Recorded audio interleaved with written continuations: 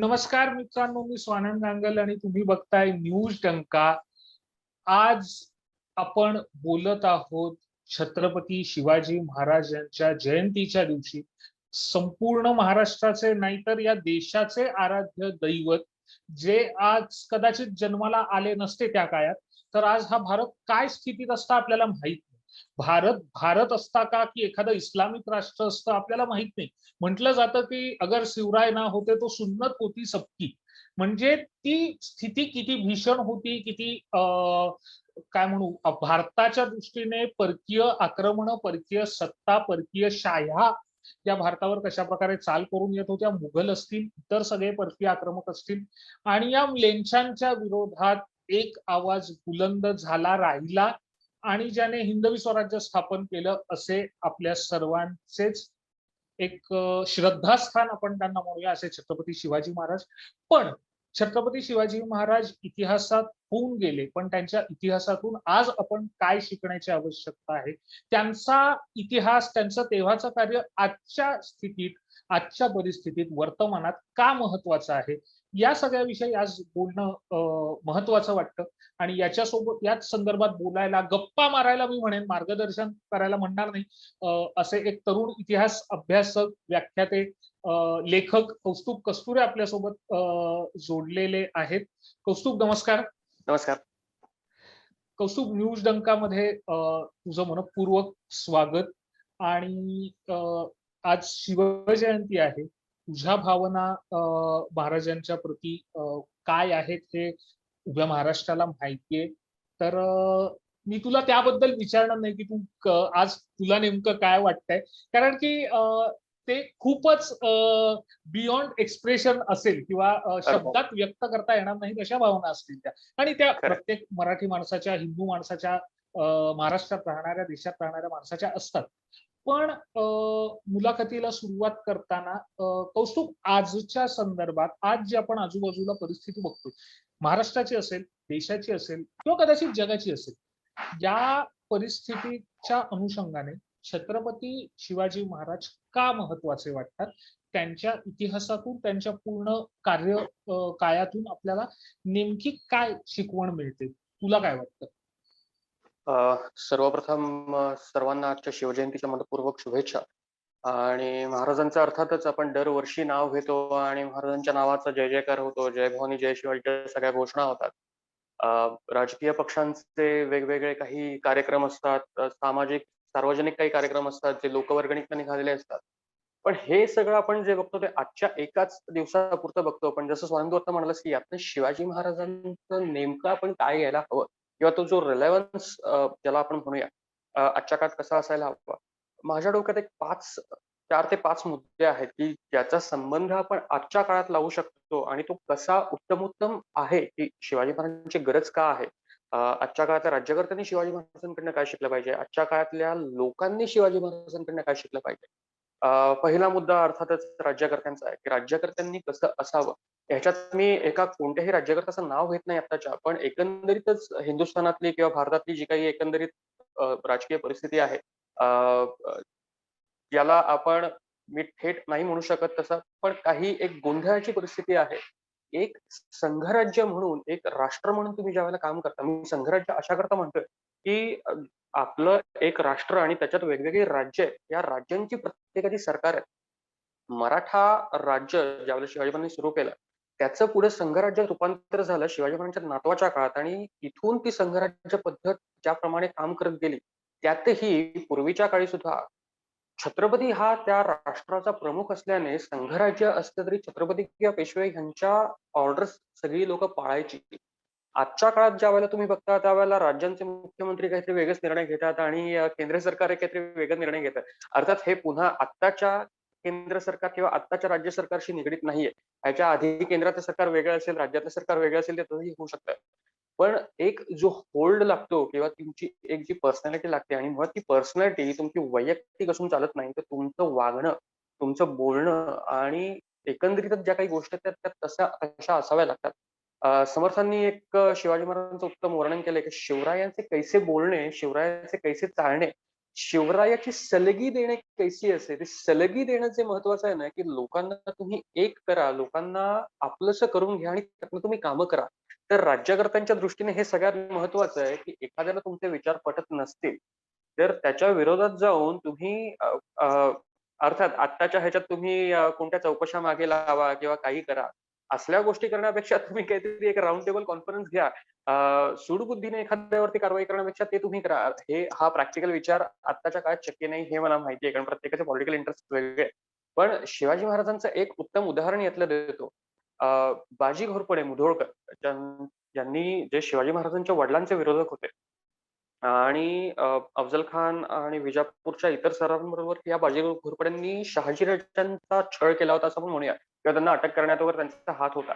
पण पुढे शिवाजी महाराजांनी ज्यावेळेला कुडाळवरती स्वारी केली होती 1664च्या आसपास, तर या संपूर्ण कामगिरीत कुडाळ घेतल्यानंतर शिवाजी महाराजांनी मुधोळवरती हल्ला केला आणि बाजी घोरपड्यांचा त्यांना मारलं अर्थात थोडक्यात. कारण वडिलांचा अपमान करणारा माणूस किंवा वडिलांना त्रास देणारा माणूस या नात्याने त्यांना मारलं.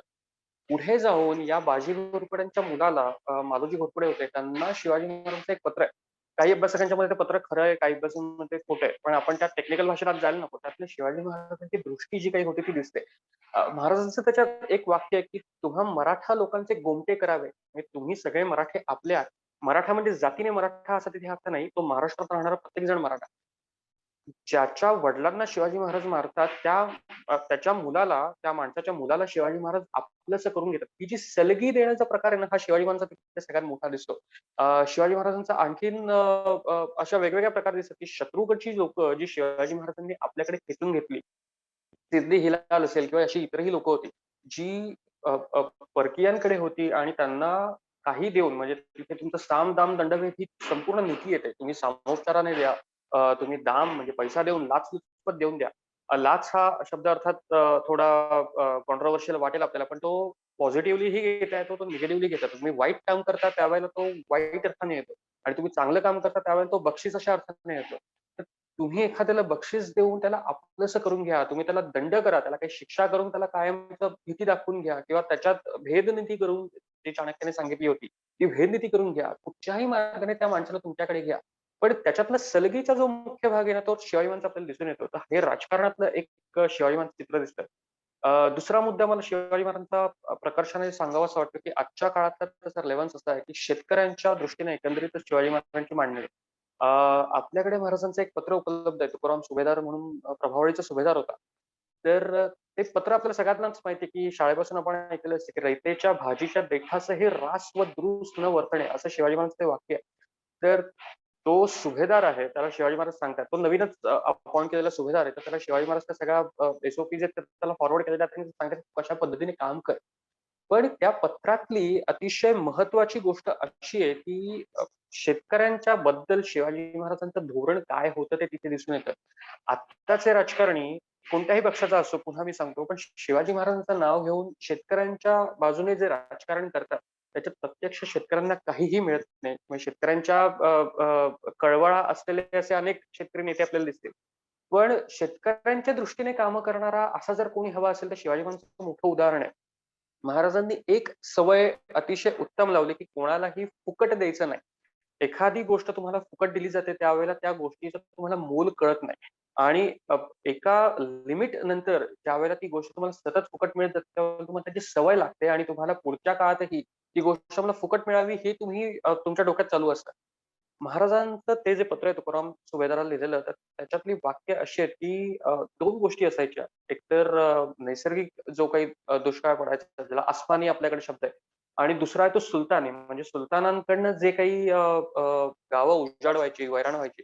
तर त्याच्यातनं शेतकऱ्यांवरती जी काही संकटं यायची, तर त्या संकटांना तोंड देण्यासाठी अ, हे आसमानी सुलतानी आपण म्हणतो, तर त्यातनं जी सरकारातनं मदत मिळायची, ती मदत सरकारातून तुम्ही शेतकऱ्यांना द्या. म्हणजे ही शिवाजी महाराजांची तुकोराममधला ऑर्डर आहे, की ही मदत तुम्ही शेतकऱ्यांना द्या, पण ती मदत तुम्ही त्यांना फुकट देऊ नका.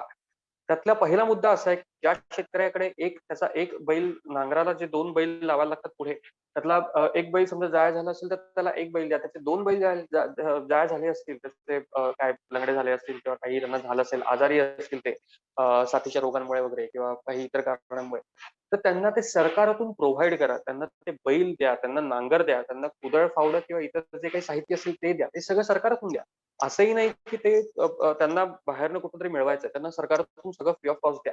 पण ह्याची कॉस्ट ज्यावेळेला तो शेतकरी स्वतःच्या पायावर उभा राहील, त्या शेतकऱ्याचं पीक व्यवस्थित येईल. ते कदाचित पुढच्या वर्षी असेल, ते कदाचित 2 वर्षानंतर असेल, कदाचित 3 वर्षानंतर असेल. पण त्या पिकातून शेतकऱ्याच्या रूपाने ते जी आपण मदत केलेली आहे सरकारातून, ती मदत वसूल करा. हा शिवाजी महाराजांचा आणखीन एक मोठा पॉइंट आहे. शेतकऱ्यांना प्रत्येक गोष्ट फुकट द्यावी, असं जे आत्ताच्या काळात शिवाजी महाराजांच्या नावाने पसरवलं जातं. शिवाजी महाराज असते तर त्यांनी सगळ्यांना फुकट मदत केली असती. तसं नाहीये. शिवाजी महाराजांचं हेच पत्र, ज्या पत्रात ते शेतकऱ्याच्या भाजीच्या देठाचे रासवण दुरुस्त न वर्तणे असं ते वाक्य आहे. त्याच पत्रात शिवाजी महाराजांचं हे म्हणणं आहे, की पुढच्या काळात त्याच्याकडनं ते त्याच्या कुवतीनुसार, म्हणजे त्याची जर यावर्षी ताकद नसेल, त्याची जर तो पैशाच्या रूपात शेतकऱ्याला देण्याची ताकद नसेल, तर तो धान्याच्या रूपात घ्या. त्याच्याकडचं धान्य बाजारात विकलं जात नाहीये. त्याला पैसा तुम्हाला देता येत नाहीये. तुम्ही ते धान्य आहे ते सरकारात घ्या. तुम्ही सरकारातून ते धान्य विका आणि सरकारात ती पैशाची गरज भागवा. किंवा किल्ल्यांवरती आणि एनिवेज तुम्हाला धान्याची गरज पडते. तर ते किल्ल्यांवरच्या धान्य कोठ्यांमध्ये ते धान्य साठवून ठेवा. पण अशा पद्धतीने तुम्ही ते वसूल करा आणि तीच पद्धत पुढच्या काळातही आपल्याला दिसून येते. मग ते वेगवेगळे त्याचं प्रपोर्शन असतं. म्हणजे पुढच्या वर्षी जे असतं ते तसं 1/4 सारा घ्यायचा, त्याच्या पुढच्या वर्षी असतो निम्मा सारा घ्यायचा. त्याच्या तिसऱ्या वर्षी असतो तो 3/4 त्याचा सारा घ्यायचा. चौथ्या वर्षीपासून किंवा 5व्या वर्षीपासून ते पूर्ण शेतसारा घेत जायचा. अशा पद्धतीने हे सगळं एकंदरीत आहे. मग आत्ताच्या काळात जर आपण म्हणतो की वीज बिल असेल किंवा कर असेल किंवा या काही इतर गोष्टी आहेत, या गोष्टी तुम्ही ज्यावेळेला शेतकऱ्यांना देता किंवा त्यांच्या माफ करता, त्यावेळेला त्या राज्यकर्त्यांनी पूर्ण माफ करणं हे शिवाजी महाराजांच्या पद्धतीने अनुकूल नाहीये. पण ह्याच्यात शेतकऱ्यांची चूक अजिबात नाहीये आत्ताच्या काळात. कारण मुळात राज्यकर्त्यांकडून जी बेसिक मदत मिळायला लागते, जे शिवाजी महाराजांचं मी आधी म्हटलं की दुष्काळ असेल किंवा सुलतानी असेल, सुलतानीच्या एकंदरीतच त्या धावपळीमुळे किंवा दुष्काळामुळे जी काही शेताची वाट लागलेली आहे, तर शिवाजी महाराजांचं पहिलं धोरण हे आहे की सरकारातून त्यांना कसलीही त्या वेळेला, म्हणजे त्या वेळेला जर आज दुष्काळ पडला तर यावर्षी कसलीही अपेक्षा न करता सरकारातून त्या शेतकऱ्याला पूर्णतः फुकट मदत दिली गेली पाहिजे. हे शिवाजी महाराजांचं पहिलं हे आहे, पहिलं धोरण आहे. तर मुळात आत्ताच्या सरकारकडून कोणतंही सरकार आत्ताच्या काळात, म्हणजे गेल्या 50 वर्षात, आपण त्या 60 वर्षात म्हणूया, या 60 वर्षात भारत स्वतंत्र झाल्यापासून ही पद्धत 75 आपल्याकडे वर्षांचाच एकूण 70 कालखंड वर्षात म्हणू आपण शकतो म्हणूया. आपण. 47 सालापासून आपण थोडक्यात म्हणूया. ही पद्धत मुळात जर आपण अवलंबत नसू, की शेतकऱ्यांना मुळात जर तो खचला असेल, तर त्याच्या स्वतःच्या पायावर उभं राहण्याकरता सरकारातून जर काही मदत होत नसेल, तर शेतकरी अर्थातच ती फुकट घेण्याची, त्याची जी फुकट घेण्याची म्हणजे तो त्याचा मोबदला घेणार. जर म्हणजे मी शेतकरी आहे आणि माझं धान्य उगवलं जात नाहीये, मी जर जगाचा अन्नदाता आहे, माझं धान्य बाजारात विकायला जात नाहीये, माझं धान्य सरकार विकत घेत नाहीये, दुष्काळ पडतोय, माझे बैल मरतायत, माझी जी काही जमीन आहे त्याच्याकरता मला जे काही शेत जे काही नांगरण्याकरता जी काही अवजारं लागतात ती नाही माझ्याकडे, खतं नाहीयेत माझ्याकडे, या सगळ्या गोष्टी माझ्याकडे नसताना मी कोणाकडे बघतो, तर मी सरकारकडे बघतो. सगळ्यांनी त्यांना निवडून दिलंय, ते आपल्याला मदत करतील. जर तुम्हाला सरकार मदत करत नसेल, तर आम्ही सरकारकडनं अर्थातच ही अपेक्षा करणार, की आम्हाला ही गोष्ट फुकट कमीत कमी मिळावी किंवा आम्ही तुम्हाला पोचतोय एका दृष्टीने, शेतकरी तुम्हाला पोचतोय, तर बरोबर. शेतकऱ्यालाही तुम्ही पोचलं पाहिजे. ही शेतकऱ्याची पहिली मूलभूत गरज आहे. तर ज्या वेळेला सरकार हे करत नसेल, तर शेतकऱ्यांचीही त्याच्यात काही चूक नाहीये. आणि जर सरकार हे करत असेल, तर सरकारने पुढच्या काळात शेतकऱ्यांकडनं ते तितकं वसूल केल्यास त्यातही काही चुकीचं नाही. कारण हे शिवाजी महाराजांचं धोरण आहे. दुसरं आपल्याकडे एकच कौस्तुभ फक्त याला जोडूनच प्रश्न विचारतो, कारण की आपण ऑलरेडी शेतीविषयी बोललेलो आहोत. येस. मला विचारायला असं आवडेल की छत्रपती शिवाजी महाराजांचं, जसं आपण राज्यकारभार आणि तू शेतीबद्दल म्हणास, तसं व्यापाराबद्दल का धोरण होतं, आणि हा मी प्रश्न का विचारतोय ते पण तुला सांगतो. आपल्याकडे ना एक मानसिकता अशी तयार झालेली आहे, जी हळूहळू बदलते. भारतात आता उद्योजकता, व्यावसायिकता याच्याकडे एक सकारात्मक दृष्टिकोनातून बघायला लागलेले आहेत. पण तरीही असा एक वर्ग भारतात आहे, ज्याला असं वाटतं की नाही, शेती करतो म्हणजे त्याच्याबद्दल सिंपथी सगळ्यांना असते, पण व्यवसाय करतो म्हटलं की त्याच्याबद्दल एक संशयाची भावना किंवा खरं, अरे खरं. प्रामाणिकपणे व्यवसाय होऊच शकत नाही किंवा व्यवसाय म्हणजे तुम्ही गरिबाला लुटणार किंवा शोषण करणार या स्वरूपानेच व्यवसायाकडे बघायचा एक दृष्टिकोन असतो. तर छत्रपती शिवाजी महाराजांचा व्यापाराकडे बघण्याचा दृष्टिकोन कशा प्रकारचा होता? कारण की त्या काळात एक्सपोर्ट पण होत होता, इम्पोर्ट पण होत होता. असाही व्यवसाय चालायचा. म्हणजे फक्त देशांतर्गत व्यवसाय होता अशातला भाग नाहीये. परदेशासोबतही व्यवसाय चालायचा. तर त्यांचा दृष्टिकोन किंवा त्यांची पॉलिसी आपण त्याला म्हणूया आजच्या परिभाषेत, ती कशी होती? व्यवसायाच्या दृष्टीने म्हटलं तर एक तर शिवाजी महाराजांनी उद्योगधंद्यांना तत्कालीन जे काही उद्योगधंदे असतील त्या सगळ्यांना प्राधान्य दिलं. मी सगळं आता थोडक्यात सांगत नाही. पण वाकरू भावे यांचं शिवकालीन महाराष्ट्र नावाचं एक पुस्तक आहे. चांगलं जाड पुस्तक आहे. ते पुस्तक बाजारात आपल्याला उपलब्ध येईल ते आपण बघावं. त्याच्यात तत्कालीन व्यवसाय, शिक्षण आणि प्रत्येक कॅटेगरीनुसार त्यांनी त्या काळात शिवकाळात ज्या पद्धतीने होत असतं. पण मी मेक इन इंडियाचा एक थोडक्यात रेलेव्हन्स सांगतो, की आत्ताच्या गव्हर्नमेंटने जो अतिशय उत्तम उपक्रम आपल्याकडे राबवलेला आहे. शिवाजी महाराजच्या 2 गोष्टी मी त्याच्यात सांगतो. एक गोष्ट होती, की मी नौसेना जी आपण तयार केली. शिवाजी महाराजांनी जे नौदल उभारलं. नौदल आपल्याकडे पूर्वी नव्हतं का? तर होतं. म्हणजे पूर्वी आपल्याकडे गोमांतक किंवा कदमांचं त्यांचं नौदल होतं किंवा इतरही राज्यकर्त्यांची नौदलं होती. पण महाराजांच्या नौदलाचा सगळ्यात मोठा आणि सगळ्यात जो काही इम्पॅक्ट म्हणतो आपण, तो 300 वर्षाच्या सुलतानी महाराष्ट्रातल्या किंवा कोकण किनारपट्टीवरची जे आपण म्हणूया, त्या सुलतानी नंतर त्या सगळ्या शाह्यांना तोंड देऊन आणि सुलतान हे सुद्धा बाहेरचे झाले किंवा सुलतान हे सुद्धा आउट ऑफ द बॉक्स झाले.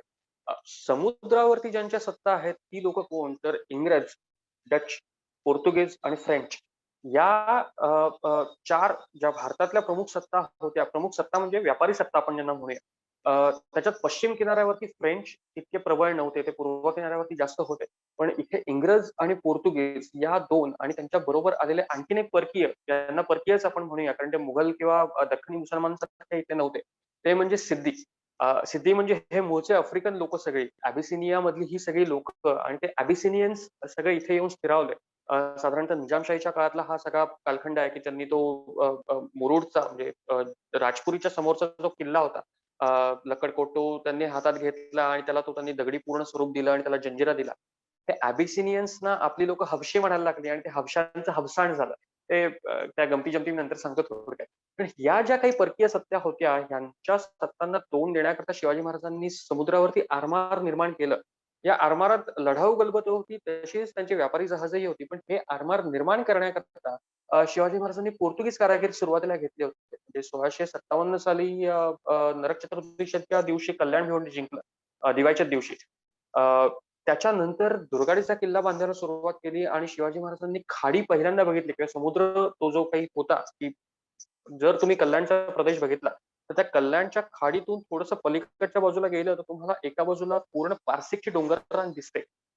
आणि ही पारसेकची जी डोंगर रांग होती ही त्यावेळेला सगळे पोर्तुगीजांकडे आहे. पोर्तुगीजांचा पारसेकचा किल्ला तिकडे अजूनही म्हणजे आजही आपल्या ठाण्याला जो खारेगाव वगैरे भाग आहे तिकडे पारसेकचा किल्ला त्याचे अवशेष आहे.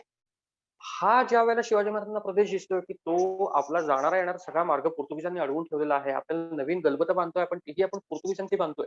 महाराजांनी त्यांच्याकडनं ते टेक्निक शिकून घेतलं. ती लोकं नंतर पळून गेली वगैरे तो सगळा इतिहास वेगळा आहे. म्हणजे मेंढे सरांनी त्या पुस्तकात ते सगळं वाचायला मिळेल आपल्याला. पण या लोकांकडनं आपल्या लोकांनी ते तंत्र शिकून घेतलं आणि ती जी गलबतं होती किंवा त्या ज्या काही मोठ्या गॅलीज होत्या आपल्याकडे त्यांना वेगवेगळी नावं आहेत. पाल नावाचं एक मोठ्या प्रकारचं जहाज असायचं. गुराम नावाचं एक असायचं. शिवाजी महाराजांच्या काळात त्यांनी संगमिरी नावाचं एक नवीन इन्व्हेंट केलं म्हणा किंवा त्याला काहीतरी एक नवीन रूप दिलं म्हणूया किंवा संगमेश्वरी, संगमिरी एक प्रकारे ज्याला आत्ताच्या काळात डिस्ट्रॉयर्स म्हणतात. हे टेक्निक शिवाजी महाराजांच्या लोकांनी शिकून घेतलं आणि भारतात महाराष्ट्रात स्वराज्यात ते बनवायला सुरुवात केली. हा त्यातला एक भाग झाला. म्हणजे आपल्याकडे उद्योगधंदे कसे करावेत आणि आपल्या लोकांनी ते शिकून परकीयांचं ज्ञान आपल्याकडे घेऊन ते कसे बनवावेत, हा त्यातला एक पाया झाला.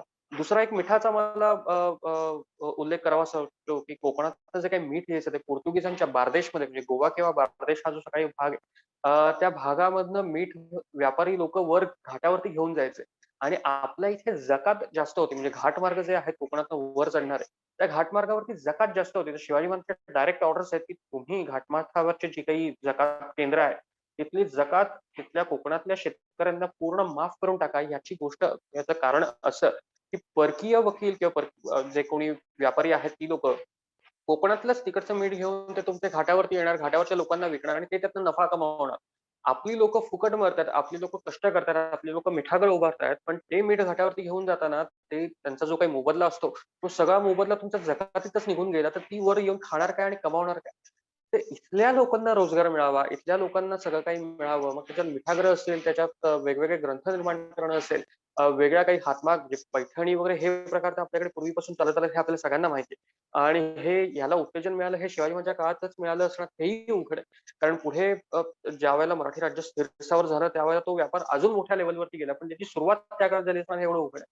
तर हे जे काही सगळं शिवाजी महाराजांचं धोरण आहे, व्यापार विषयक असेल, इतर काही व्यापारी लोकांना म्हणजे ज्या काही परकीय सत्ता आहेत त्यांना सवलती देण्यावर नसेल, त्यांच्याकडनं त्या गोष्टी आपल्याकडे घेण्यावर नसेल, या ज्या काही सगळ्या गोष्टी आपण बघतो ना, तर ते शिवाजी महाराजांचं धोरण जे आत्ताचं आपण थोडक्यात जर रिलेट करायचं म्हटलं तर मेक इन इंडियाशी मला थोडंफार साम्य असणारं वाटतं, की भारतातले किंवा इथले जे काही रिसोर्सेस आहेत, इथली जी काही मॅनपॉवर आहे, ती मॅनपॉवर आणि इथला इंटेलेक्ट या तिघांचं संगम करून एक उत्तमोत्तम प्रॉडक्ट तुम्ही जगाला देऊ शकता किंवा तत्कालीन शिवाजी महाराजांच्या भाषेत म्हणायचं तर तत्कालीन हिंदुस्थानला तुम्ही देऊ शकता. तुम्हाला परकीय लोकांकडनं जी हजारो कोसांवरनं लोकं आली त्यांच्याकडनं तुम्हाला गोष्टी शिकून घ्यायच्यात. त्या इथे बनवायच्यात आणि इथल्या लोकांना कमीत कमी किमतीत द्यायच्यात. त्याने काय होईल, एकतर तुम्हालाही पैसा कमवता येईल. दुसरी लोकं, दुसरे उद्योजक त्यातून तयार होतील आणि तिसरी महत्त्वाची गोष्ट म्हणजे हे जे काही सगळं ज्ञान आहे हे आपल्यातच सर्क्युलेट होत राहील. त्यातनं दुसऱ्याला काहीतरी एक नवीन ऊर्जा मिळेल, त्यातनं दुसऱ्याला काहीतरी नवीन व्यवसाय करण्याची एक चालना मिळेल. अशा पद्धतीचं हे एक थोडक्यात होतं. पण कौस्तुभ, हे सगळे असताना आज छत्रपती शिवाजी महाराजांच्या बाबतीत जेव्हा आपण ऐकतो किंवा हे त्याच्यात एक असं जाणवतं की वादच खूप वेगवेगळे निर्माण झालेले आहेत आणि दिवसेंदिवस ते कमी होणं अपेक्षित आहे तर ते अजून वाढताना दिसतात. म्हणजे आज आपण 19 फेब्रुवारी रोजी बोलतोय, तर तारीख आणि तिथी हा वाद आहे किंवा महाराजांचे गुरु याच्यावरनं एक वाद आहे.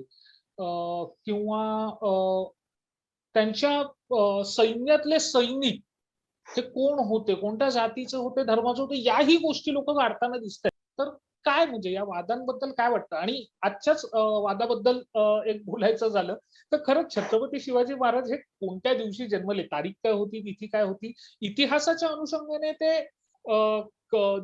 बाहेर येणं हे महत्वाचं आहे. पण त्याचा वाद निर्माण होणं खरंच गरजेचं होतं का रे, किंवा आहे का? आणि आजही ते कवटाळून बसणं हे तितकंसं महत्वाचं वाटतं का? खरं सांगू का म्हणजे या प्रश्नाचं उत्तर थोडंसं गमतीशीर आहे आणि हा मुळात ज्यावेळेला वाद निर्माण झाला त्यावेळेला तो वादासाठी वाद निर्माण झालेला नव्हता.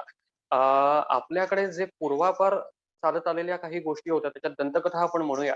तर या दंतकथांनुसार वैशाख म्हणजे जी आपण अक्षय तृतीया म्हणतो ते अक्षय तृतीयेच्या आदला दिवस हा शिवाजी महाराजांचा जन्मदिन आहे अशा पद्धतीने सगळं चालत आलेलं होतं.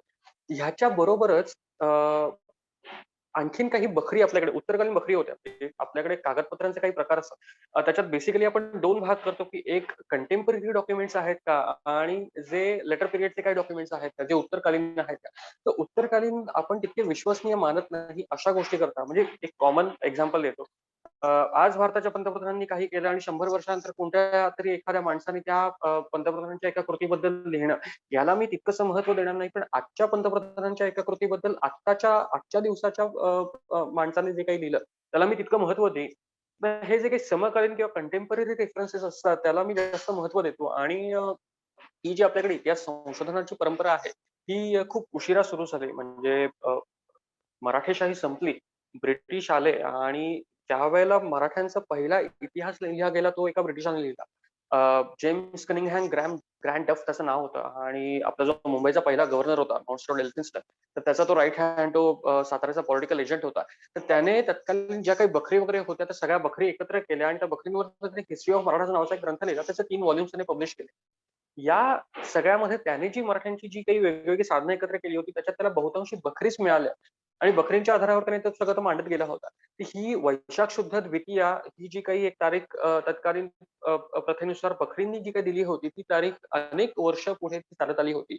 लोकमान्य टिळकांना पहिल्यांदा एक जेध्यांच्या घरात म्हणजे कारहीचे जे सरदार जेधे होते त्यांच्या घराण्यात एक डॉक्युमेंट मिळालं. जेध्यांचा करिना तो होता आणि त्याच्याबरोबर त्यांची शकावली ही मिळाली. या जेधे शकावलीमध्ये सुद्धा एक त्यांना नोंद मिळाली. ती नोंद अशी होती की फाल्गुन वद्य तृतीया अ, ही एक नवीन तारीख टिळकांना मिळाली आणि टिळकांचे मित्र तत्कालीन जे मोठे इतिहास पंडित होते, इतिहासाचे राजवाडे अर्थात आपण सगळ्यांनी नाव ऐकलेलं. राजवाडेंनीही ते डॉक्युमेंट बघितलं होतं. टिळकांनी ते डॉक्युमेंट पब्लिश केलं.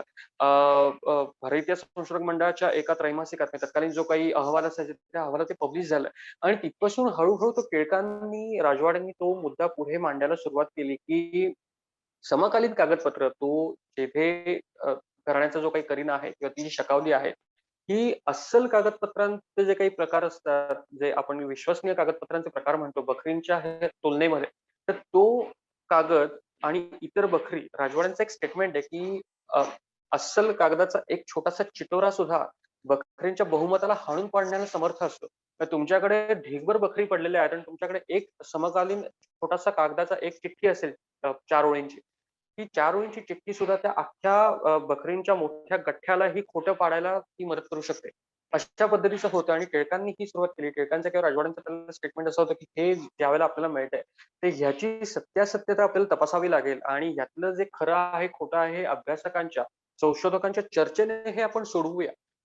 आधीची जी काही तिथी होती वैशाख शुद्ध द्वितीयेची, ती तिथी आपण पूर्णतः बाद करायला नको आणि नवीन जी तिथी आहे ती पूर्णतःही नाकारायला नको किंवा ती पूर्णतः स्वीकारायला नको. पण ह्याच्यानंतर लवकरच सम दिवेकर नावाचं मंडळाचे एक संशोधक होते. त्यांना एक नवीन सरस्वती लायब्ररीत एक डॉक्युमेंट मिळालं आणि ते डॉक्युमेंट म्हणजे शिवभारत किंवा अनुपुराण त्या डॉक्युमेंटचं नाव आहे. साधारणतः त्याचे 32 अध्याय आपल्याकडे पब्लिश होते. पूर्ण शिवाजी महाराजांचं चरित्र नाहीये.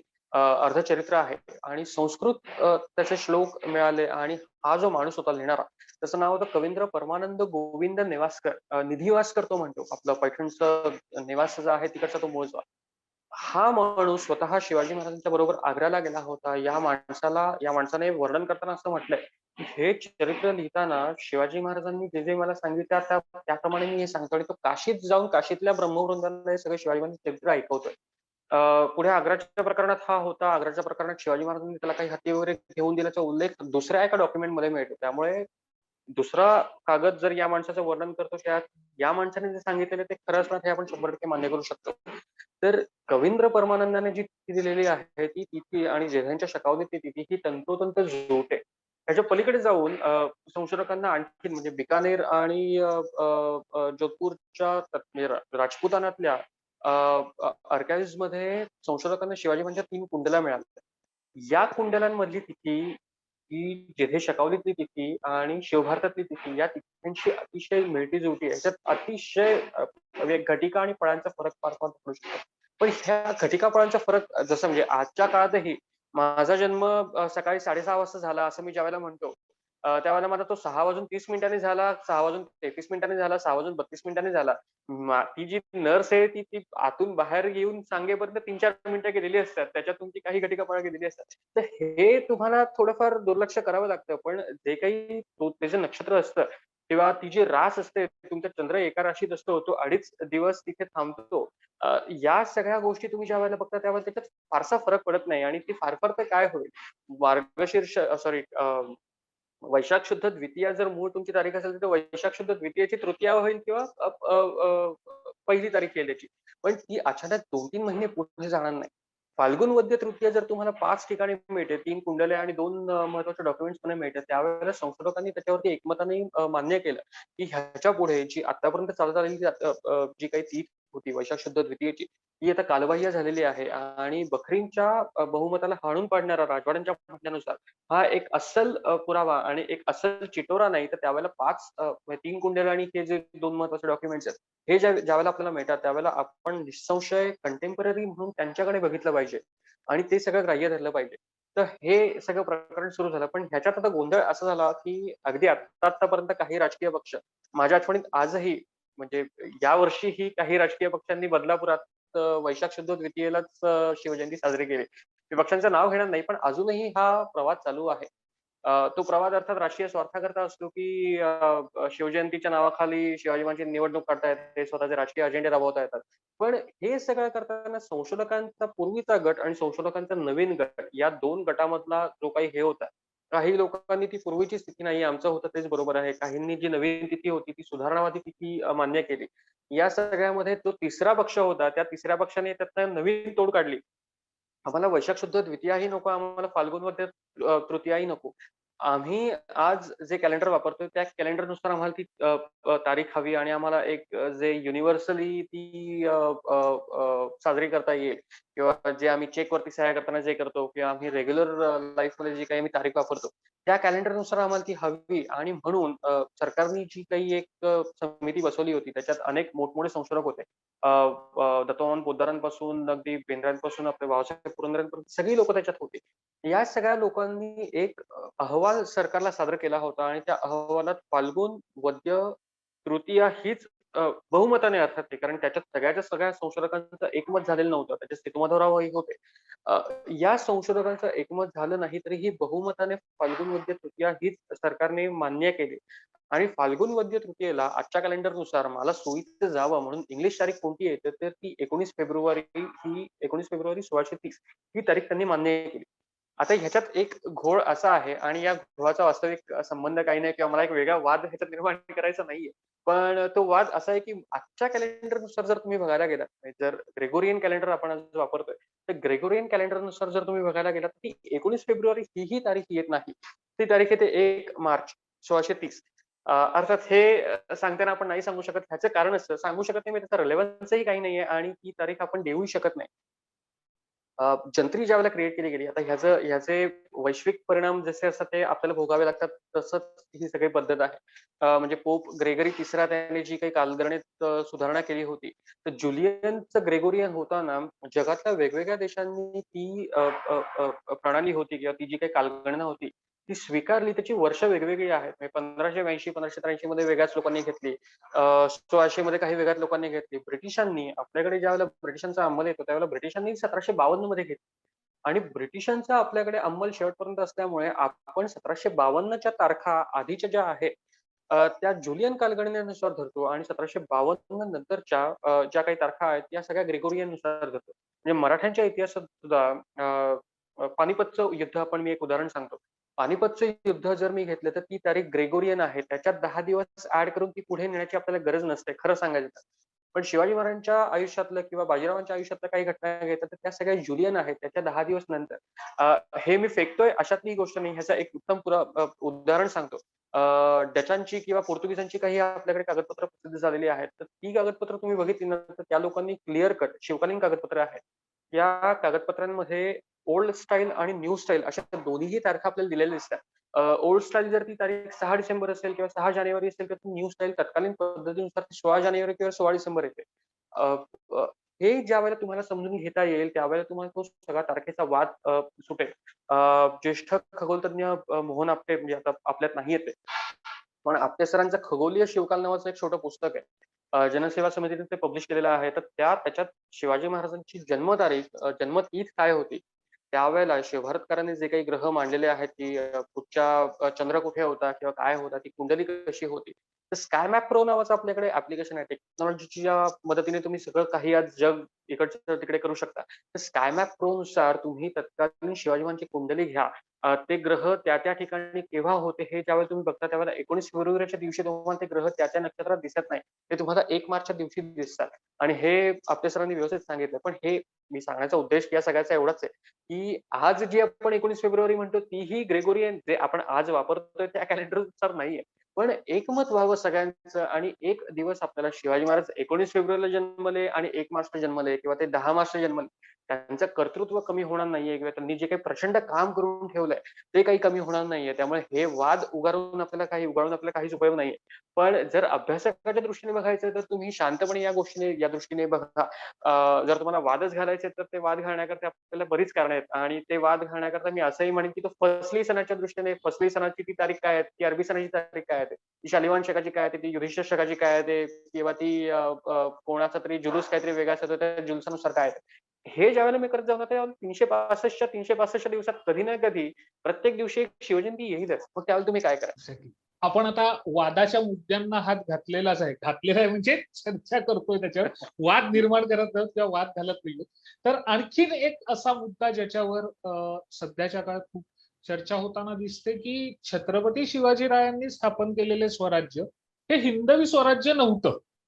म्हणजे हिंदवी शब्द या हिंदवी शब्दावर अनेकांचा आक्षेप असतो. तर काय या स्वराज्यामागची हकीकत काय होती? कारण की स्वराज्य निर्माण केलं का नाही हा वाद नाहीये. ते केलं ते सगळ्यांना माहिती आहे, त्याच्याबद्दल सगळ्यांनाच अभिमान आहे. पण ते हिंदवी स्वराज्य होतं का नव्हतं? आणि जर असेल तर ते त्याच्यामागची महाराजांची नेमकी भूमिका काय होती? ही थोडीशी या गोष्टीची पार्श्वभूमी सांगतो. एक थोडा वेळ जाईल आपला, एक 5 मिनिटाचा. पण हा हिंदवी हा शब्द आहे ना, हा एका पत्रात आलाय. रोहिड खोऱ्याचे जे देशपांडे होते, त्यांच्या त्या म्हणजे दादाजी नरसप्रभू, बाबाजी नरसप्रभू ही सगळी लोक होती. तर त्यांच्या एका पत्रात 1646 सालचं ते पत्र आहे. जानेवारी 1646 सालचं. त्याच्यात शिवाजी महाराजांनी त्या दादाजी नरसप्रभूंना लिहिलेल्या पत्रात हे हिंदवी स्वराज्य असा तो तिथे शब्द आलेला. हिंदवी हा शब्द पहिल्यांदा त्या पत्रात येतो. पण काही ज्येष्ठ इतिहास संशोधकांच्या मते ते पत्रच बनावट आहे. त्यामुळे तो शब्द खरा असण्याचाही शक्यता नाही. पण ज्यावेळेला तुम्ही म्हणता, की तो शब्द खरा नाहीये, तरी त्या शब्दाच्या पलीकडे घडलेल्या ज्या काही घटना आहेत, 1630 पासून 1645 पर्यंत किंवा 47 पर्यंत शिवाजी महाराजांच्या आयुष्यात लहानपणाच्या त्यांचे जर आपण भाग केले, की 15 वर्षाचा पहिला बाल्यावस्थेतला काळ झाला, 10 वर्षातला, 12 वर्षाचा म्हणूया आपण. त्या 12 वर्षानंतरचा जो काही अतिशय पौगंडावस्था ज्याला आपण म्हणतो किंवा ज्याला अतिशय तरुणपण आणि बाल्यावस्था याच्या उंबरठ्यावरचा जो काही काळ म्हणतो, तो काळ म्हणूया. 1647-48 पासून ते 1680 पर्यंत त्यांच्या पुढच्या आयुष्यातले जे काही टप्पे आहेत, हे सगळे टप्पे बघूया.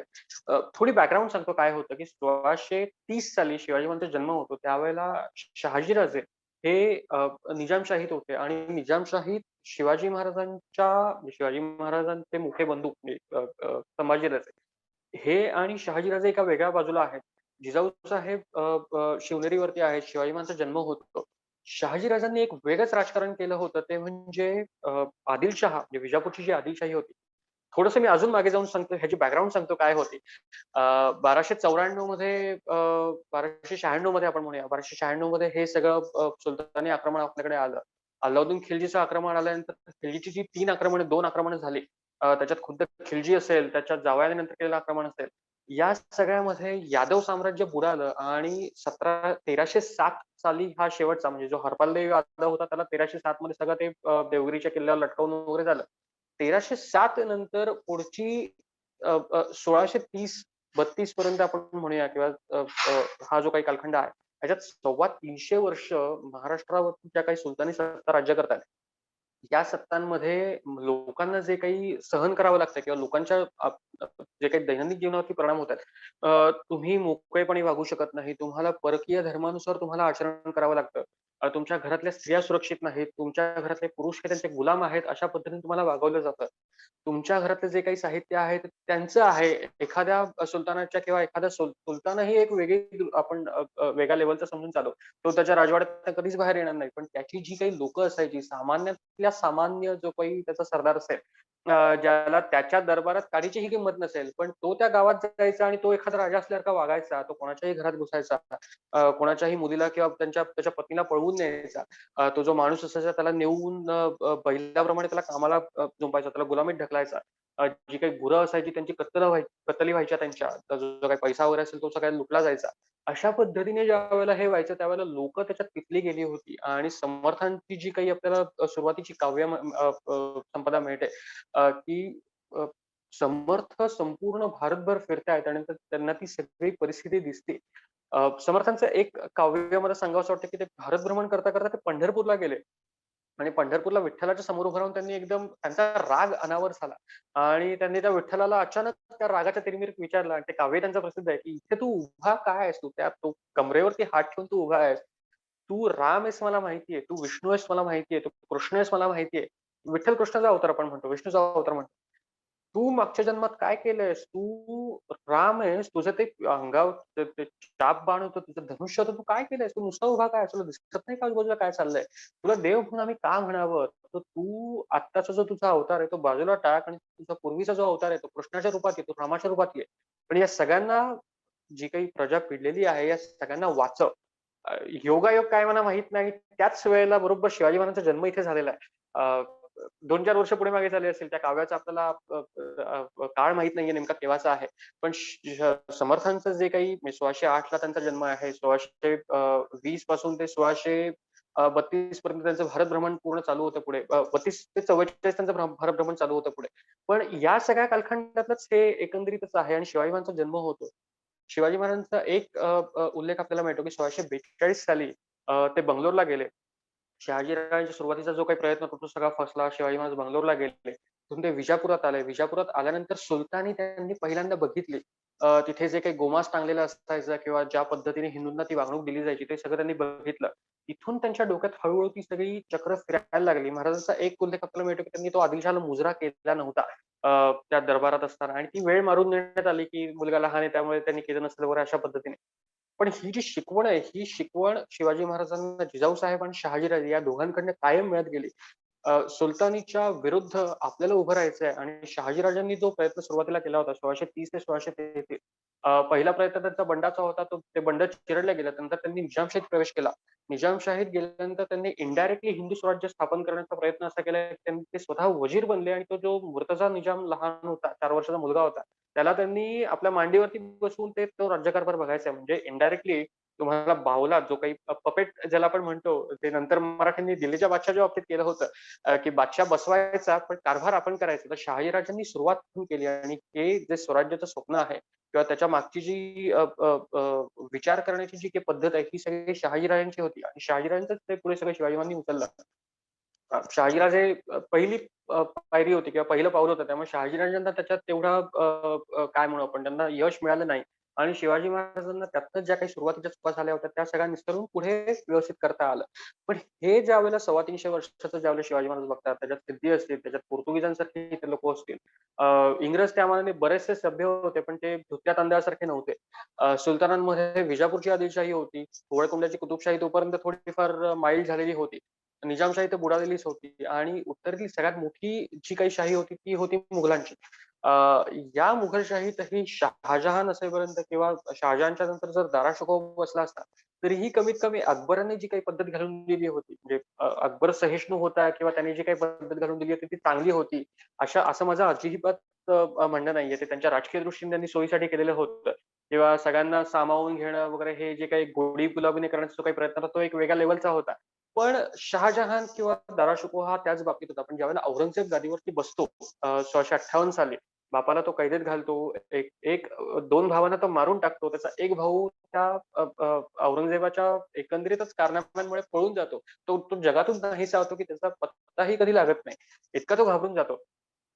या सगळ्या प्रकरणात 1658 ची ही गोष्ट सांगतोय आणि पुढच्या बरोबर 10 वर्षात ज्या काही घडामोडी झालेल्या आहेत शिवाजी महाराजांच्या आयुष्यात आणि औरंगजेबाच्या आयुष्यात त्या इतक्या प्रचंड आहेत, की औरंगजेबाने पुढे जे काही प्रकार केले, मग तो जिझिया लादणं असेल, केशवदासाचं मंदिर होतं किंवा काशी विश्वेश्वराचं मंदिर होतं, इकडे सोमनाथ होतं. ही सगळी मंदिरं फोडण्यापासून, त्या मंदिरांवरती आक्रमण करण्यापासून, हिंदू रयतेवरती वेगवेगळ्या प्रकारचे कर, तीर्थयात्रेचा कर असेल, तुमचा जिझिया हा सगळ्यात त्यातला महत्वाचा कर, हा कर लादणं असेल, हे आधी नव्हतं का? आधी होतं, पण आधी कमी स्वरूपात होतं आणि औरंगजेबाच्या काळात तो भडका अतिशय उडाला. याचं कारण दुसरं महत्वाचं आहे, की शिवाजी महाराजांसारखा एक हिंदू राज्यकर्ता मी स्पष्ट सांगतो, तत्कालीन हिंदुस्थानात हिंदुस्थान तुम्ही म्हटलं तरी ती सगळी सुलतानांच्या शाह्यांमध्ये एक हिंदू राज्यकर्ता होतो आणि तो आपल्या नाकावरती टिचून राज्य करायला जातो. मुसलमानी शाह्यांमध्ये ही एकवाक्यता नव्हती. खुद्द औरंगजेब दख्खनी शाह्यांना, ज्या बहमनी शाह्या होत्या, मुघल हे सुन्नी आहेत आणि दख्खनी हे सगळे शिया होते. तर या शिया शाह्यांना हा औरंगजेब कधीही शहा म्हणायचा नाही. तो आदिल खान, कुतुब खान अशा पद्धतीने तो त्याचा खान उल्लेख करतो. तो शहा उल्लेख नाही करत. शहा त्यांच्या दृष्टीने एकच मुघल.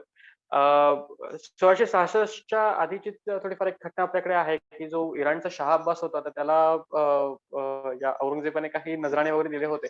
आणि त्या शाह अब्बासने या आलमगीर म्हणून जो काही औरंगजेब म्हणून घ्यायचा त्याची थट्टा उडवली होती. तू आलमगीर आहेस, तू किधर साला आणि तुझी लायकी इतकीच आहे, की तू काहीही करू शकत नाहीस. दख्खनीचा जो एक बागी कोहस्थानी जो जमीनदार आहे, तोही तुझ्याच्याने आवरत नाही आणि तू कसला आलमगीर, तू कसला जगाचा राजा आहे.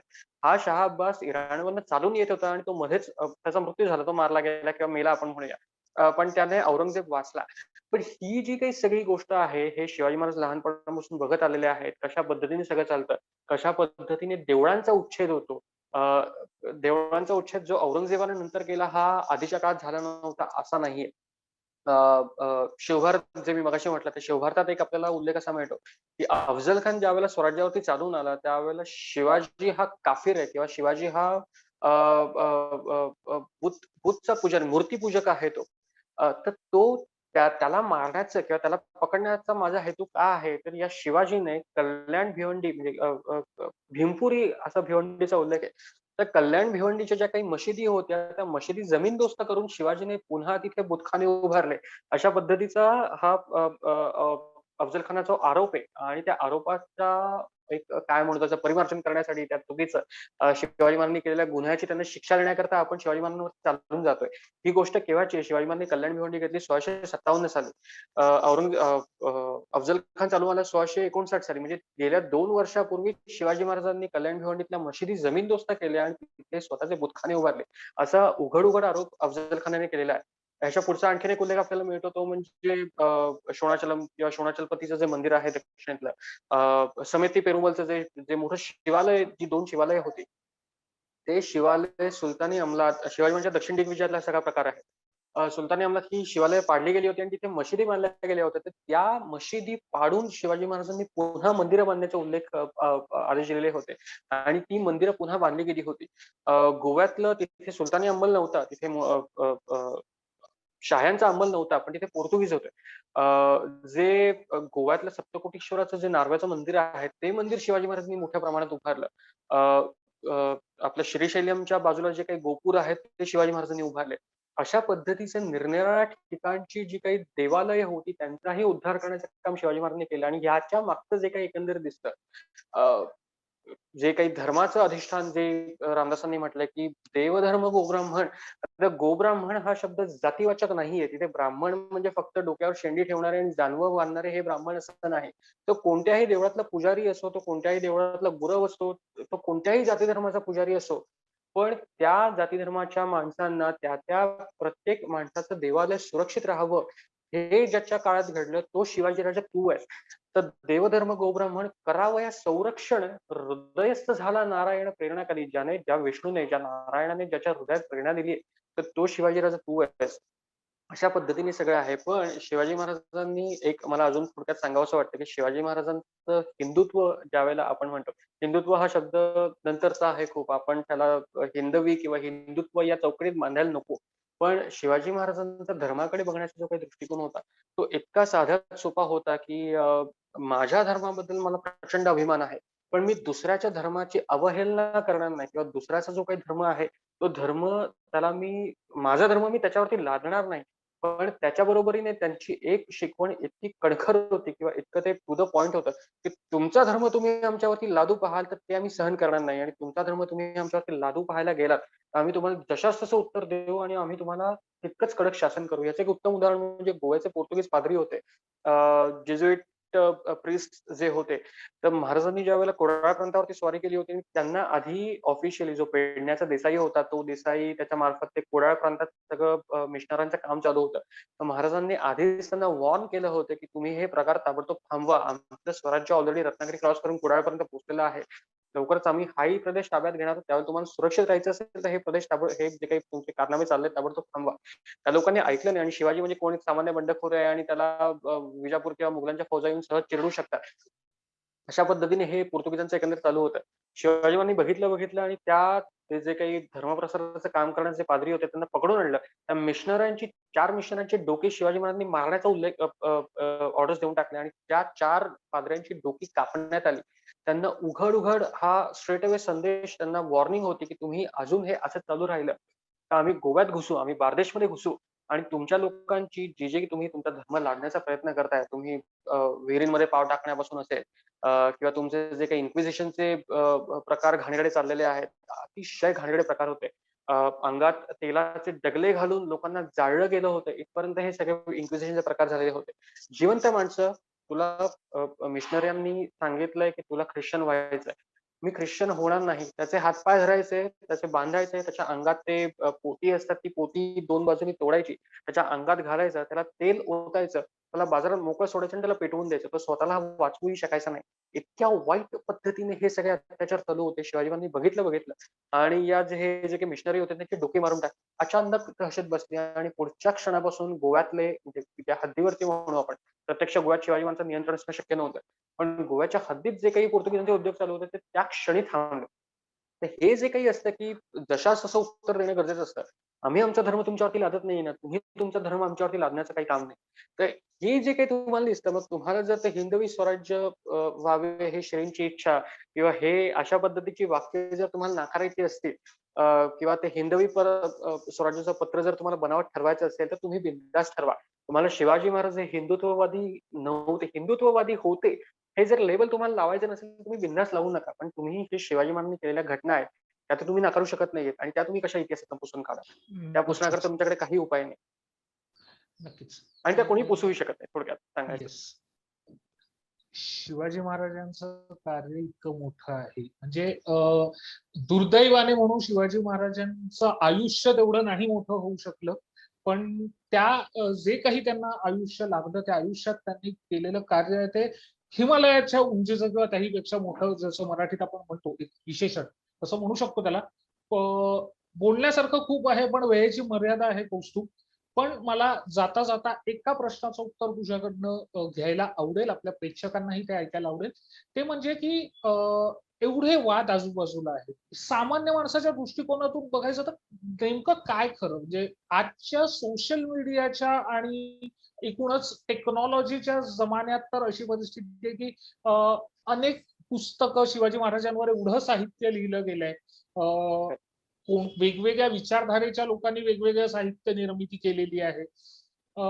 काही ऐतिहासिक दाखले पुरावे असलेल्या गोष्टी आहेत, पण ते ऐतिहासिक दाखले आणि पुरावे तरी कसे खरे आहेत, काय खरे आहेत माहीत नाही. म्हणजे सामान्यांपुढे हा मोठा पेच असतो. इतिहास नेमका काय खरा, तो कसा अभ्यासावा आणि ज्याला आपण लिटमस टेस्ट म्हणतो ना, तर ती खरं खोटं तपासायची एक लिटमस टेस्ट काय असली पाहिजे? 2 गोष्टी म्हणजे आता तू जसं म्हणालास तसं, की आपल्याकडे एकतर अतिशय छोट्या-छोट्या ₹20-25 पुस्तिकेपासून ते अगदी ₹4000 पुस्तकांपर्यंत चांगले जाडजूड तुकडे म्हणजे ज्याला विटा म्हणू शकता तुम्ही आणि फेकून मारले तरी एखादा माणूस मरेल इतके ते जाडजूड आहेत. तर अशी पुस्तकं आपल्याकडे उपलब्ध आहेत. शिवचरित्र ही अशा अनेक लेव्हलमध्ये आपल्याकडे उपलब्ध असतात. जे अतिशय तुम्हाला रेल्वे प्लॅटफॉर्मवरती मिळणाऱ्या छोट्यातल्या छोट्या गोष्टी असतात आणि अतिशय पांडित्याने केलेली शिवचरित्र आपल्याकडे उपलब्ध आहे. आता ह्यातनं निवडायचं काय? तर 2 गोष्टी येतात. 2 भाग येतात आपण म्हणूया. त्यातली एक गोष्ट अशी आहे, की विचारधारा आणि दुसरी गोष्ट अशी आहे, की अभ्यास. अभ्यास आणि विचारधारा यांचा काडीचाही संबंध नाहीये. कारण माझ्या माहितीत अशी लोकं आहेत, की जी अतिशय प्रकांड पंडित आहेत. पण त्यांची विचारधारा इतकी विचित्र आहे, की ते त्यांच्या विचारधारेनुसार त्यांचं पांडित्य वापरतात आणि शिवाजी महाराजांना त्यांच्या पद्धतीने देतात. ह्याच्यात डावे आहेत, त्याच्यात उजवे आहेत, त्याच्यात मधले आहेत, त्याच्यात सगळे आहेत. त्याच्यात मला कोणाचंही नाव घ्यायचं नाही. अति जे हिंदुत्ववादी असतात ते शिवाजी महाराज कसे अति हिंदुत्ववादीच होते अशाच पद्धतीने मांडले जातात. ते अर्थात चुकीचं आहे. तुम्हाला जर शिवाजी महाराजांचं हिंदुत्व मांडायचं असेल किंवा हिंदुत्व हा शब्दच मी उच्चारत नाही. तुम्हाला शिवाजी महाराज जसे होते तसे मांडायचे असेल तर कागदपत्र लोकांसमोर मांडा. कागदपत्रांमध्ये शिवाजी महाराज जे दिसतात. तुम्हाला तुम्हाला काय वाटतं मुळात एक लेखक म्हणून किंवा एक वाचक म्हणून किंवा एक त्रयस्थ म्हणून याला इतिहासाच्या दृष्टीने काहीही किंमत नाहीये. कागदपत्रात जे शिवाजी महाराज दिसतात ते. हे स्टेटमेंटही परिपूर्ण नाहीये. मी जे आता म्हणतोय ते. ह्याचं कारण सांगतो. कागदपत्रातून दिसणारे शिवाजी महाराज असं ज्यावेळेला मी म्हणतो त्यावेळेला 10 प्रकारची कागदपत्र तुम्हाला मिळतात. तर त्या 10 प्रकारची कागदपत्रांमध्ये एका कागदपत्रामध्ये काहीतरी वेगळंच शिवाजी महाराजांचं वर्णन केलेलं असतं. दुसऱ्यामध्ये काहीतरी वेगळंच केलेलं असतं. मग आता जे कोणी अभ्यासक असतात ते त्यांच्या सोयीची कागदपत्र उचलतात आणि त्याप्रमाणे दाखवतात. सामान्य वाचकाने यातनं काय करावं तर छोट्यातल्या छोट्या तुमच्या विचारधारेचं नसू दे ते पुस्तकही तुम्ही वाचा. जे तुमच्या विचारधारेचं आहे ते तर तुम्ही वाचणार आहातच. त्यात काही वेगळं सांगण्याची गरज नाहीये. ह्यातनं तुम्ही जो सरासर विचार करता, तुमच्या बुद्धीला जे काही पटतं ते तुम्ही घ्या. अमुक एक गोष्ट उदाहरणार्थ सांगायची तर आपल्याकडे काही गोष्टी होत्या की WhatsApp फॉरवर्ड्स आपल्याकडे असतात की शिवाजी माझी तलवार 15 किलोची आणि 20 किलोची. एक साध्यातला साधा विचार करा तुम्ही दळणाचा जो डबा आणता 4 किलोचा तोही तुम्ही हातात घेताना तुमच्या हाताला जे काही घट्टे पडतात एक सामान्य माणूस जर 4 किलो जर वजन उचलत नसेल, तर युद्धात तिकडे जाणारा माणूस ती 15 किलोची तलवार हातात घेऊन कसा फिरवेल, कशा पद्धतीने काय करेल तो? ती तलवार फार फार तर पाऊण किलो किंवा जास्तीत जास्त अर्धा ते पाऊण किलो अशा पद्धतीने त्यांची ती सगळी वजनं असायची. त्याच्यात वेगवेगळे प्रकार असायचे. कागदपत्रांच्या बाबतीत म्हणायला गेलं तर अतिशय वेगवेगळ्या पद्धती शिवाजी महाराजांच्या ह्याच्यात आता तर एक नवीन प्रवाद मी त्या दिवशी गेली काही वर्ष चाललंय, की शिवाजी महाराजांच्या अष्टप्रधान मंडळात किती परकीय धर्माचे लोक होते किंवा काय होते. तुम्हाला टक्केवारी काढण्याकरता मुळात जो टक्का सांगतो ना, त्याला प्रतिप्रश्न करायचा असा, की टक्का काढण्याकरता तुला फायनल व्हॉल्यूम माहितीये का? 90% ज्यावेळेला मला म्हणायचंय, त्यावेळेला मला 100 ही संख्या माहिती असावी लागते. तर त्या 100चं मी 90% काढू शकतो. शिवाजी महाराजांच्या सैन्यात 1,00,000 लोकं होती, 10,00,000 लोकं होती, 1,00,00,000 लोकं होती, की 10 कोटी लोकं होती, हे तुम्हाला माहिती आहे का? हे जर तुम्हाला माहिती असेल, तर त्याची तुम्ही टक्केवारी काढू शकाल. शिवाजी महाराजांच्या आयुष्यात मी थोडक्यात नावं घेऊन सांगतो, की शिवाजी महाराजांच्या आयुष्यात तुम्हाला तुमच्या सैन्यात जर 57% इतकी लोकं होती, तर ती 57% असण्याकरता 10,00,000 लोकं होती. त्या 10,00,000पैकी 1,00,000 लोकं होते आपण असं धरून चालूया, की 1,00,000पैकी 57% म्हणजे 57,000 होतात. 57,000 जर तुमचे सैनिक इकडे असतील, तर त्या सैनिकांची नावं तुमच्याकडे आहेत का? तुम्ही कोणत्या बेसिसवरती हे काढलं? प्रत्येकाची नावं आपल्याकडे नसतात. हे सगळ्यांना मान्य आहे. पण मग तुम्ही ही टक्केवारी सांगू नका. तुम्ही टक्केवारी सांगत जाल त्यावेळेला तुमचा सगळाच घोळ होऊन जाईल. जे वाचक आहेत, त्या वाचकांनी हा विचार करायला पाहिजे बॅकएंडला जाऊन, की समोरचा एक गोष्ट सांगतोय, तर ते लॉजिकली किती खरं आहे, लॉजिकली किती खोटं आहे. मी ज्यावेळेला एक स्टेटमेंट करतोय, मी ॲज अन वैयक्तिक कौस्तुभ कस्तुरे म्हणून मी नाही, तर कोणी एक लेखक असतो. तो ज्यावेळेला एक स्टेटमेंट करतोय, तर त्यावेळेला त्याची ती जबाबदारी असते, की तू त्याच्याबद्दलचा जो काही पुरावा आहे किंवा तुझ्या वाचनातला जो काही रेफरन्स आहे, तो तू लोकांसमोर मांडावा. आपण आता बोलतो त्यावेळेला आता प्रत्येक गोष्ट मी सांगणं काही शक्य नाहीये. पण अ, अ, एखादा माणूस ज्यावेळेला पुस्तक लिहितो, ज्यावेळेला ते लिखित स्वरूपात येतं, त्यावेळेला त्या वाक्यांचे स्टेटमेंट्सचे तुम्ही रेफरन्सेस देणं हे तुमच्या दृष्टीने महत्वाचं असतं. तुम्ही जर तो रेफरन्स कोट करू शकत नसाल आणि एखाद्याने तुम्हाला विचारलं, की ही गोष्ट खरी का खोटी कशावरून?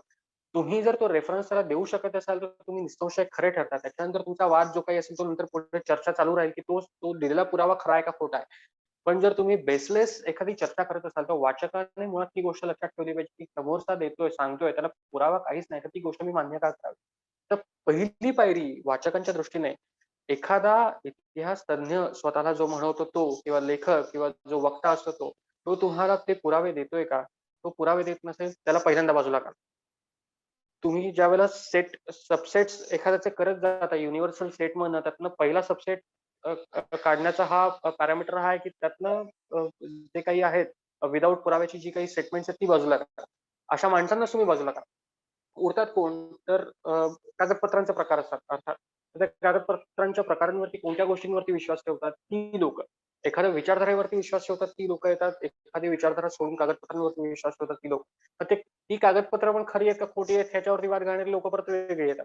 ह्याच्यामध्ये तुमचा सारा विचार करून तुम्हाला काय दिसतं? शिवाजी महाराजांनी कल्याण भिवंडी जिंकल्यानंतर किंवा शिवाजी महाराजांनी अमुक एक गोष्ट केली. ती गोष्ट करण्यामागे त्यांचा उद्देश काय असेल? समित पेरुमलची ज्यावेळेला शिवाजी महाराज मशीद पाडतात आणि तिथे मंदिर बांधतात, त्यावेळेला शिवाजी महाराजांना त्या धर्माचा हे करायचं आहे. म्हणजे त्यांना अपमान त्या धर्माचा करायचा आहे का त्यांना स्वतःच्या धर्माचा जो काही अपमान झालेला होता त्याचा बदला घ्यायचा आहे.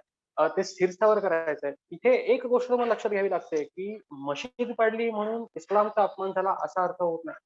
तर आधीच्या इस्लामिक राज्यकर्त्यांनी जी काही चूक केलेली आहे, ती चूक शिवाजी महाराजांनी सुधारली. याचा अर्थ त्यांनी मुसलमानांचा द्वेष केला का? अजिबात केला नाही. स्वराज्यात कोणत्याही जातीचा असो, कोणत्याही धर्माचा असो, ती लोकं तितक्याच उत्तम पद्धतीने काम करत होती. तितक्याच उत्तम पद्धतीने जर ते त्यांची कामं करत असतील, तर त्यांच्या पद्धतीने अतिशय उत्तम हुद्द्यावरती होते. शिवाजी महाराजांचा पहिला जो काही पायदळाचा प्रमुख मिळतो आपल्याला, त्याचं नाव नूरखान बेग होतं. शिवाजी महाराजांनी 1657-58 सालापर्यंत त्याला काढलेलं नाहीये. तो 57 सालापर्यंत जवळपास शिवाजी महाराजांच्या पायदळाचा अधिकारी दिसतो. त्याच्यानंतर शिवाजी महाराजांनी त्याला बाजूला केलं आणि त्याच्या जागेवरती येसाजी कंकांना नेमलं. शिवाजी महाराज नूरखान बेगला बाजूला करून येसाजी कंकांना नेमतात ही एकच बाब उद्धृत करून जे अतिउजवी लोकं असतात, ती अतिउजवी लोकं असं सांगतात, की एका मुसलमानाला बाजूला करून शिवाजी महाराजांनी हिंदूंना नेमलं म्हणून शिवाजी महाराज किती मोठे हिंदुत्ववादी होते. तर ते तसंही नाहीये. शिवाजी महाराजांनी त्या काळात त्या हुद्द्यांवरची सगळी जी जुनी माणसं होती, त्या सगळ्या जुन्या माणसांना बाजूला केलं आणि तिथे नवीन माणसं आणून नेमलेली आहेत. आणि ही सगळी नवीन माणसं जी नेमलेली आहेत ती त्यांच्या वयाची आहेत, त्यांच्या उमेदीची आहेत. तर त्याच्यात तो मूर्खान बेग होता, तो कदाचित म्हातारा झाला होता त्यामुळे त्याला बाजूला केलं. शामराज निळकंठ रांजेकर नावाचा जो पेशवा होता त्याला म्हातारा होता म्हणून त्याला बाजूला केलं. त्याच्या जागी मोरोपंत नावाचा नवीन पेशवा नेमला गेला. त्याच्या जे काही पायदळाचे अधिकारी होते त्यांना नवीन नेमलं गेलं. आधीचे माणकोजी 10 तोंडे नावाचे सरनोबत होते ते म्हातारे झाले होते म्हणून त्यांना बाजूला करून नेताजी पालकरांना नेमलं गेलं. या ज्या काही गोष्टी आहेत ना ह्याच्यात तुम्हाला बघावं लागतं की तुम्ही कुठच्या दृष्टीने इतिहासाकडे बघता. अ, पण अर्थात हे ज्यावेळेला मी ही जी नावं घेते, मी ज्यावेळेला मूर्खांचं नाव घेतो, त्यावेळेला शिवाजी महाराजांच्या अंगरक्षकांमध्ये 10 लोकं हीच होती म्हणून तुम्ही ज्यावेळेला सांगायला जातात, त्यावेळेला तेही तितकं चुकीचं असतं. कारण नूरखान बेग, सिद्दी हिलाल किंवा सिद्दी इब्राहिम अशी जी काही मोजकी दौलत खान अशी जी काही मोजकी तुम्हाला नावं मिळतात, त्याच्या पलीकडे तुम्हाला 57% म्हणताना 57,000 लोकं तिथे मिळण्याची नावं निश्चित तुम्हाला मिळत नाही. हा तुम्हाला सारासार विचार करावा लागतो. तिथे कोणताही जाती धर्म तुम्हाला मध्ये आणावा लागत नाही. मध्ये आणण्याची गरज नसते, आणावा लागत नाही म्हणताना. सामान्य वाचकाने हा एक मुद्दा लक्षात ठेवावा. बाकी जर नावं सांगायची झाली तर बाबासाहेबांचं राजा शिवछत्रपती आपल्याकडे आहेच आहे. त्यातही उत्तमोत्तम किंवा पुराव्यांची चर्चा जी काही म्हणतात की बाबासाहेबांनी पुराव्यांची चर्चा केलेली नाहीये. बाबासाहेबांचा उद्देश हा फक्त शिवचरित्र लोकांपर्यंत पोहोचावं आणि ते सोप्यात सोप्या भाषेत पोहोचावं अशा पद्धतीचं होतं. पण त्याच्या पलीकडे जाऊन विजयराव देशमुखांचं शतकर्ते शिवराय नावाचं एक पुस्तक आहे आणि बाबासाहेबांच्याच जे राजा शिवछत्रपतीचे 2 खंड आहेत. तसंच विजयरावांचेही 2 खंड आहेत आणि जे मध्यंतरी उपलब्ध नव्हतं आपल्याला आता ते पुन्हा रिप्रिंट झालेलं आहे. तर ते शक्यतो आपण घ्यावं. त्याच्यात प्रत्येक पुराव्याची चर्चा केलेली आहे. म्हणजे पावनखिंडीचं युद्ध असेल किंवा अमुक एक लढाई झाली, तर ती याच दिवशी कशी झाली? मग अमुक एक कागद काय म्हणतो? दुसरा कागद काय म्हणतो? मग एक कागद खरा कसा? एक कागद खोटा कसा? त्याचं सगळं त्यांनी एनालिसिस केलेलं आहे आणि वाचकांना हे उपयोगी अशा दृष्टीने आहे, की ज्यावेळेला मला ते सगळी अस्सल कागदपत्र बघता येत नाही, त्यावेळेला कमीत कमी एक माणूस तुम्हाला असा लागतो, की त्या सगळ्याचा एनालिसिस करून देईल. त्या सगळ्यामधली खरी गोष्ट काय, खोटी गोष्ट काय हे तुम्हाला तो सांगेल आणि त्याचा जो काही मांडणी असेल ती तुमच्यासमोर मांडेल. तर माझ्या दृष्टीने आता म्हणाल तर विजयरावांचं हे चरित्र शक्यतो लोकांनी घ्यावं. एक 1,500 पुस्तक आहे त्यामुळे एक महिन्यात 3 दिवस पिझ्झा खाऊ नका. ₹500 वाचवा आणि ते शिवचरित्र विकत घ्या. आणि त्यातनं तुम्हाला उत्तमोत्तम पद्धतीने अभ्यास कसा करावा, मग त्यानंतर तुम्ही अभ्यासकांकडे जा. अभ्यासकांशी चर्चा करा. कागदपत्र वाचायला लागा. राजवाड्यांनी, सरदेसाईंनी पब्लिश केलेली कागदपत्र आहेत, ती कागदपत्र वाचायला लागा आणि त्यातनं स्वतःचा अभ्यास सुरू करा. या ज्या तुम्ही पायऱ्या ज्यावेळेला अभ्यासात जाल त्यावेळेला तुम्हाला शिवाजी महाराज कळत जातील.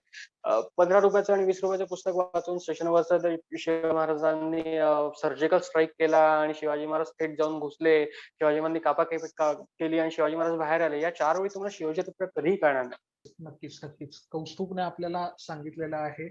या व्यतिरिक्त इतिहासावर कौस्तुभची स्वतःचीही पुस्तकं आहेत. तीही जे ज्यांना इतिहास आवडतो, ती लोकं नक्कीच विकत घेऊ शकतात. ती यादी खूप मोठी आहे कौस्तुभच्या फेसबुक प्रोफाईलवर आणि हँडल्सवर तुम्हाला ती पुस्तकं दिसू शकतील. मागवायची असतील तर कसं मागवायचं हेही त्याने दिलेलं असतं. तूर्तास छत्रपती शिवाजी महाराजांबद्दल कौस्तुभने आपल्याला खूप चांगलं असं मार्गदर्शन केलं. छत्रपतींचं राजकारण, च्या भूमिका, त्यांच्या पॉलिसीज या सगळ्यावर चर्चा होणं, ते करणं गरजेचं वाटलं म्हणून आज आपण या आपल्या तरुण मित्राशी गप्पा मारलेल्या आहेत. असे नवनवीन व्हिडिओ आम्ही न्यूज डंकावर कायमच आपल्या प्रेक्षकांसाठी घेऊन येत असतो. तुम्हा सगळ्या मंडळींसाठी घेऊन येत असतो. ते बघण्यासाठी न्यूज डंकाच्या YouTube चॅनलला सबस्क्राईब करा. हा व्हिडिओ लाईक करा, जास्तीत जास्त लोकांपर्यंत पोहोचवा आणि लोकांना छत्रपतींच्या इतिहासाबद्दल, त्यांच्या धोरणांबद्दल माहिती मिळू द्या. तूर्तास इथेच थांबूया. पुन्हा भेटू लवकरच नव्या एका व्हिडिओसह. तोपर्यंत धन्यवाद.